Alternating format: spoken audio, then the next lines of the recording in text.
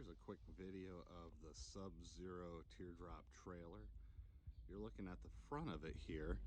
On the left is the fully enclosed porch area, and on the right side would be another one that's not quite as wide. I don't have it out right now, but we'll take a quick tour through. The box on the front is huge. It's big and it's made out of aluminum. Tables store within the box to give you a shelf and divide it up. The porch area is about 5 feet by 10 feet. It's quite large. It's made from sunbrella and lined with Armafoil, and then also provided as another cover to go over top of this, made from the Armafoil if you're doing some direct sun summer camping. Works really well. Take a tour to the back side. The fenestrated stainless steel grate on the bottom right. Back behind that is where the air conditioner is. Nice and hidden and streamlined.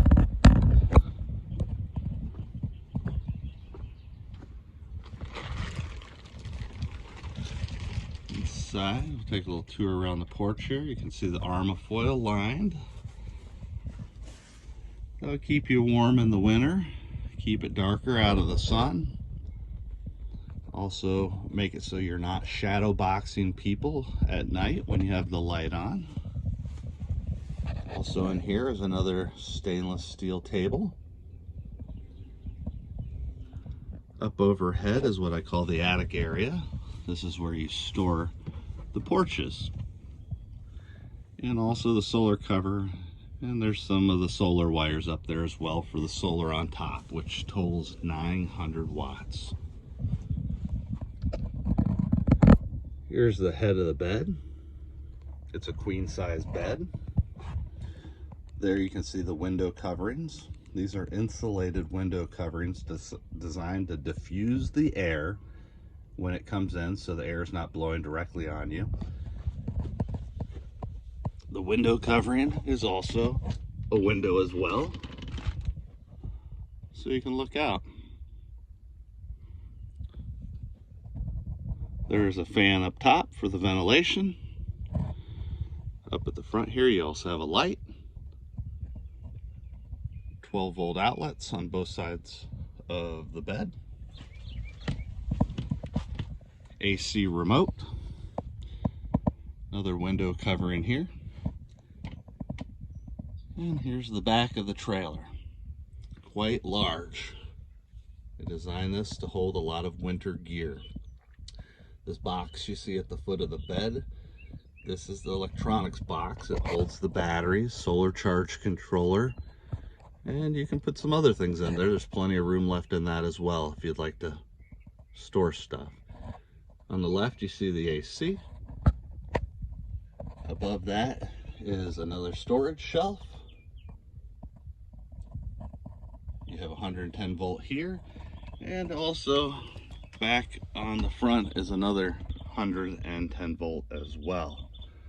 Currently in the battery box, it does have a 100 amp hour battery from Battleborn that will be coming out unless you want it, and it is sold with it within the next week. That'll be coming out, and then you can choose the battery that suits you best to go back into it. This trailer is insulated mostly 3 inches thick of foam. There are some places along the sides of the bed on each side that are only 1.25 inches of foam, which is still excellent.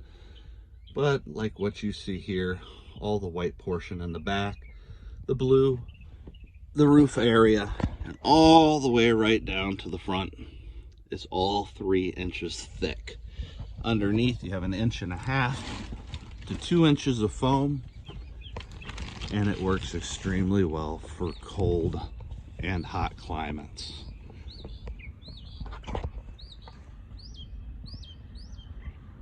There's a grill that can come with it if you'd like, that plugs in there, and right directly below it is where the propane would go.